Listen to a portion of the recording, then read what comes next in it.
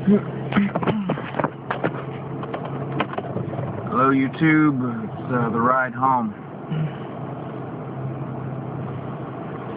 I thought I should spend a little extra time talking about the last of the nations and Jeremiah's prophecy about the assembly of nations. I don't think I spent enough time explaining that.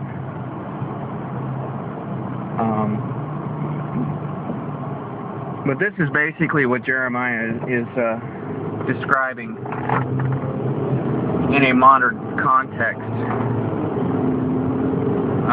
inside of the idea or theory that the United States is the last of the nations and the hammer of the nations and all of that. But here is the scenario.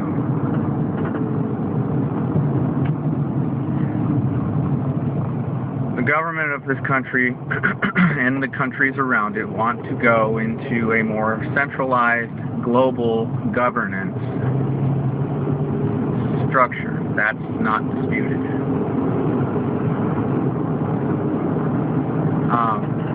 And they want to fully implement an Agenda 21 regime that is basically set to eliminate the population of the world down to less than 1%. At any rate, there are still people in this country that have a moral authority and a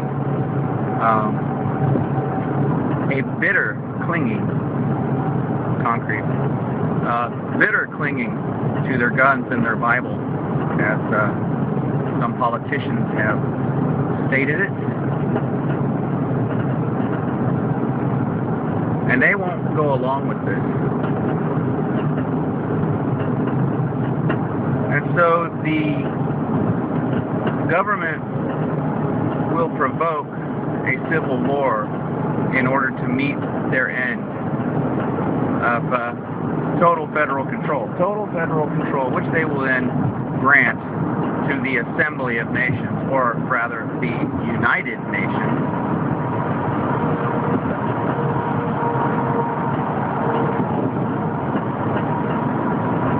And that's how we will have the regions set up.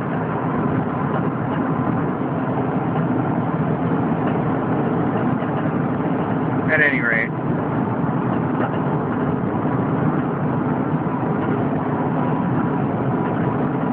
what the government of this country is not aware of is that they have not prepared for every contingency. And it's going to get really ugly really fast, and they're going to lose control of the situation. And so they will, that government will run to the United Nations for help in cleaning up the situation. That's what cowards do. And the Assembly of Nations will promote one or two of the strongest nations to launch their fiery arrows out of the north to quell the unrest. And that is how the hammer of the nations is dashed to pieces, is cut off where nothing grows.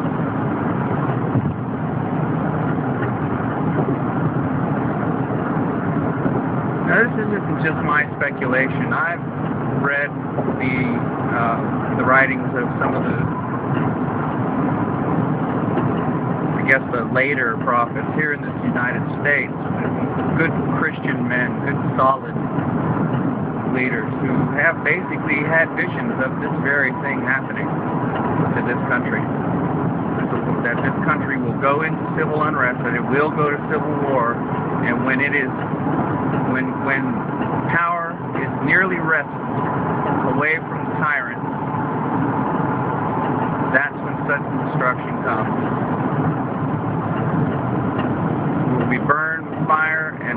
Babylon will be finished in a day.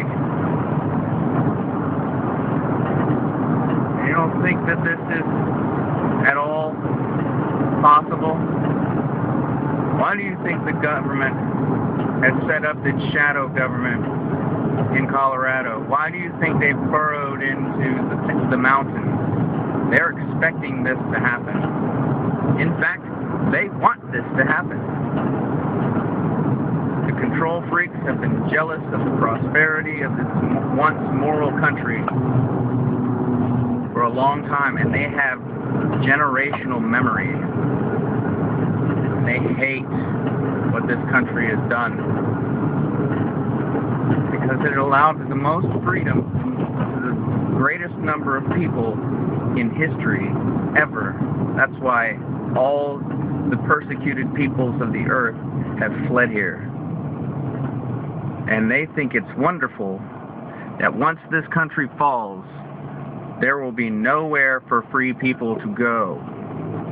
They will be locked in under communist totalitarianism forever in their mind. And we will see a new dark age, which will be perceived to them as their shining light of total control freakism. They want it. So you had best be prepared, and you had best be listening to the voice of the Creator, Yahuwah or Elohim, and His Messiah, Yeshua, because they have made a way of escape for those honest souls who believe in His goodness, in the rights that He granted.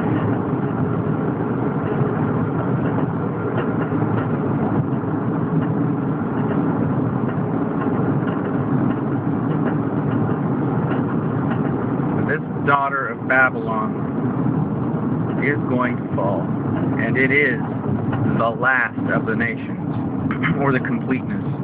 There will be no other nation states after this one. It will all go under global governance. And this burning up of this once great country will be the entry port for the last Antichrist. There have been many Antichrists. This will be the last one. And so, people will tell me, no, man, the Antichrist won't come until after America is, declined and because, and is no longer a superpower. I agree. I just disagree in the sequence of events. I think that this will just deteriorate and that it will be a non-issue, a non-player. Sure, it'll be a non-player because it'll be utterly ruined.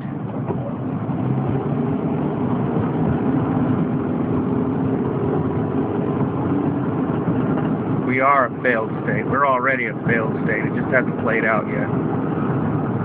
And when the utter failure and the ruin of this country will be so great, nobody will be able to live here anymore. All the immigrants, legal or otherwise, will go somewhere else if they survive. Because there will be nothing to stay for.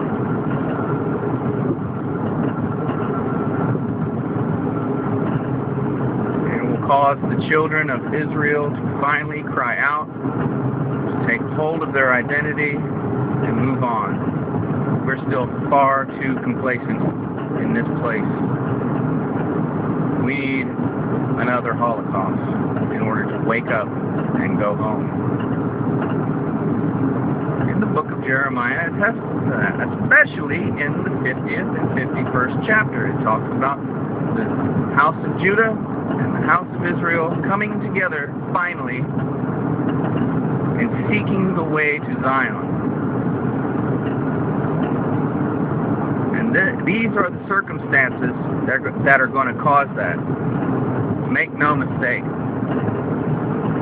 While we're still fat, lazy, and complacent, while we still have the veneer of prosperity, no Jew's going to leave.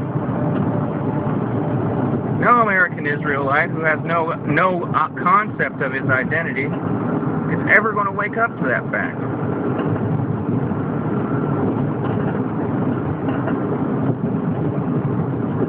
We're non-players. We're non-participators because we've been lulled to sleep by wolves, by pastors who make themselves fat on our backs. They eat us up. They eat our flesh. And that's exactly what the book of Jeremiah is talking about. We've been devoured whole. Paying our 10% religion tax.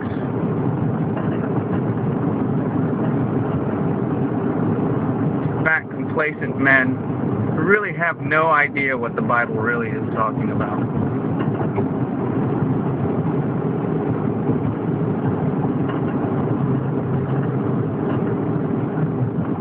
You can bank on that. So, keep playing, kids. Keep giggling and snickering. Keep playing with yourselves. Whether it's through video games or pornography or whatever.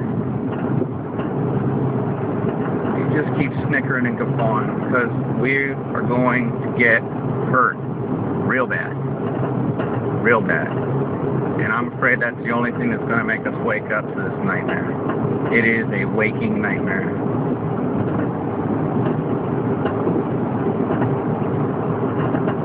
So I'll see you when the smoke clears. Otherwise, it's not the channel you're looking for.